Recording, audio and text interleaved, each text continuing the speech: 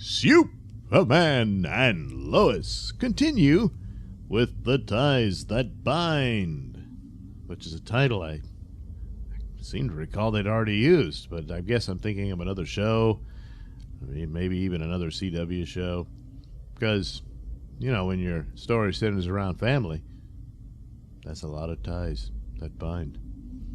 Yeah, that's what Superman and Lois is all about, is family. You know, is Superman's family's got with Lois and the two boys.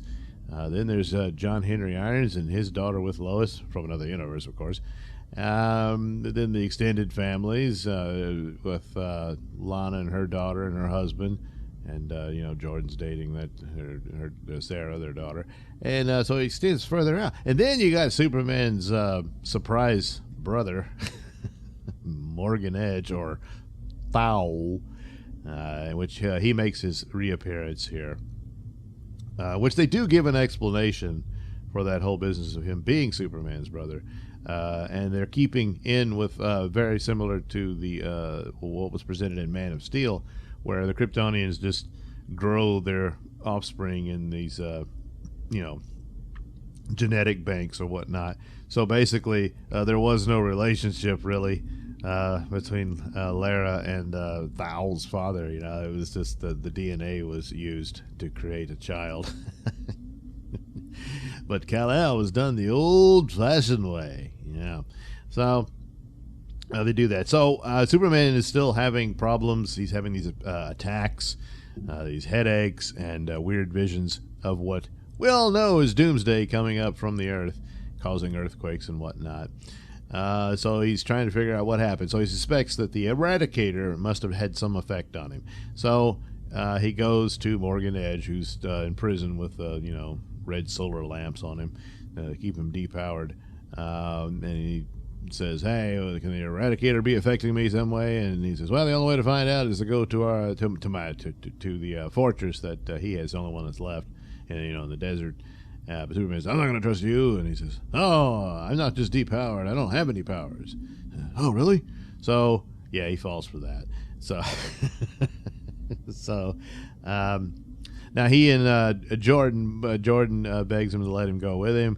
And so the three of them go there, and there's the AI version of Lara, you know, Superman's mother and all that. And then Morgan Edge cries, "You loved him better, Mommy," and all that sort of stuff. But the reason Jordan went along is because he's, you know, feeling some distance between him and Sarah. There's something Sarah's not telling him and all that. And the last episode seemed to quite clearly spell out that she was feeling smothered by him, which was a pretty credible storyline, you know. But no, that wasn't it. I'll get to that later. So Superman, early on he'd had some more fight. There's this I don't know, terrorist or what have you, was taking people hostage, and Superman went to go deal with him.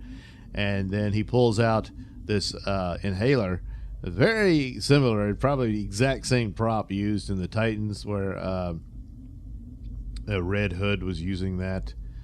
But don't bother. That was a terrible season of Titans, and the Titans show is just a complete colossal mess and missed opportunity. But anyway, I guess they kept the prop and used it here. I mean, it's even yellow gas that the guy's inhaling, but it's still remnants of the X-Kryptonite that gives people superpowers. So I guess they figured out a way to get the superpowers without being possessed by the dead spirits of Kryptonians.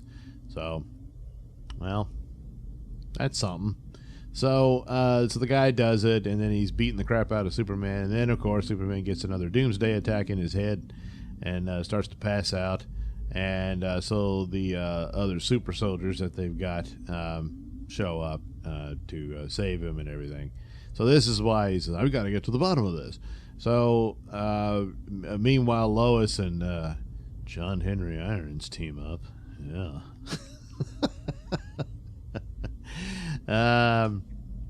To try to figure out what the earthquakes are about and all that sort of stuff. And they're suspicious of the woman that's in charge of the site there, where the cleanup they're having of where the X-Kryptonite was. Well, of course, she's up to no good. She gets on the phone at the end of the episode. Oh, we found something, all right.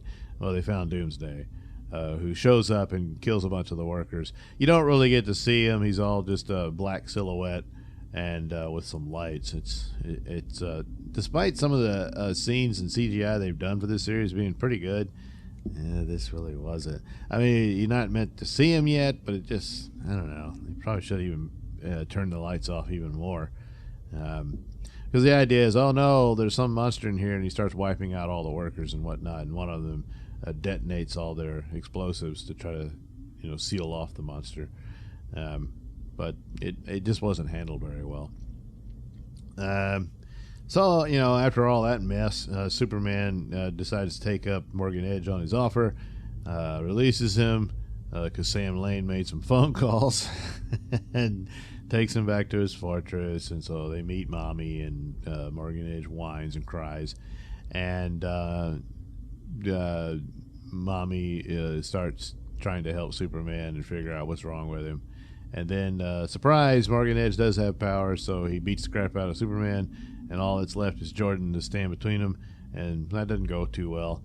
And then Superman wakes up, no! And so he starts beating the crap out of Morgan Edge, and but until the ghost of Mommy says, boys, behave, and so after all that, she says he's, damn, what did she say?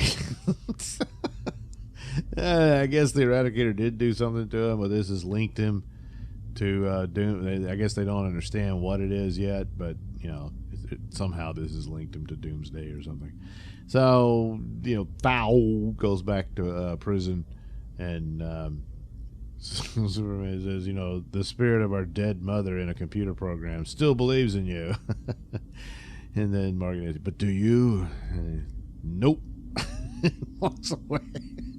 Well, it wasn't exactly like that, but meanwhile, Sarah is getting along with Natalie, and there's even a scene where it's like Jordan's jealous, and I'm like, oh dear God, is this where they're going? So Natalie and Sarah are gonna be, lesbian lovers. And this is going to cause quite an upheaval in the household. And they may yet be, I don't know, but so the girls, Natalie turns out to know her way around cars and whatnot, so she helps Sarah work on this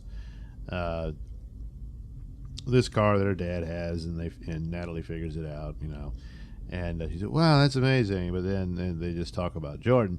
So there's no indication as of yet of any interest between the two, but still, later on, Jordan, at the end of the show, talks to Sarah, and she says, there's something I got to tell you. And he's like, okay, what is it?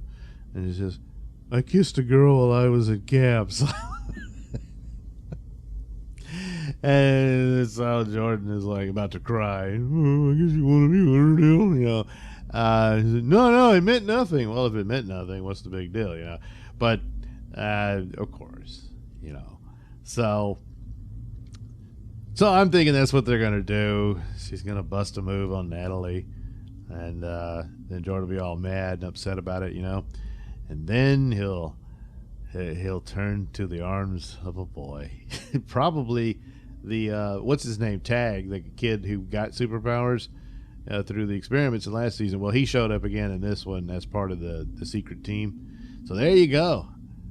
Yeah. See? That's what they're going to do. Oh, you got to fit with the comic book version, Well, maybe not. Maybe not. Maybe it's just Sarah's going to fool around with Natalie, and that's about it. And then, I don't know, Jordan has to find some other girlfriend. Maybe steal his brother's girlfriend, and then that'll split them up. They'll mess with that, and they'll fight and all that. Then Jonathan's going to want his own steel suit so that he can be a match for his brother. Oh, yeah, Jonathan, he was in the gym working out, and some fat slob was able to do really well lifting weights. And he's like, hey, wait a minute, what's going on? And he must be juicing. But then, is he just juicing, or is he also on the X kryptonite? Yeah. So, yeah, maybe that's what they're doing. So, you know, it was, all in all, it's just an episode that's pushing their overall plot forward. But, yeah, I mean, I was wondering, is that how they're going to do this? There's not enough wokeness in the show, so we got to put something in. Yeah, maybe so. I don't know. We'll see. But anyway, there you go. The ties that bind. Thanks for watching and listening. Say, while you're still here, why not like and subscribe and share with your many friends? Yes. Also, check out my mini stores in the link description below. Yes, where you can get t-shirts, hats, mugs, all those goodies with my artwork on them. Oh, yeah. And head over to indieplanet.com and pick up a copy of my comic book, Night Night. Oh, yeah. You can also catch me at my podcast, Mr Nailsin Show, on RadioMisfits.com. And you can also watch my videos on BitChute.com and now on Rumble.com. Oh, my goodness. So many places to watch me and my stuff. Oh, yeah. And if that's not enough for you, well, you can follow me on many social media platforms and say hi to your old pal, Mr. Nailsin.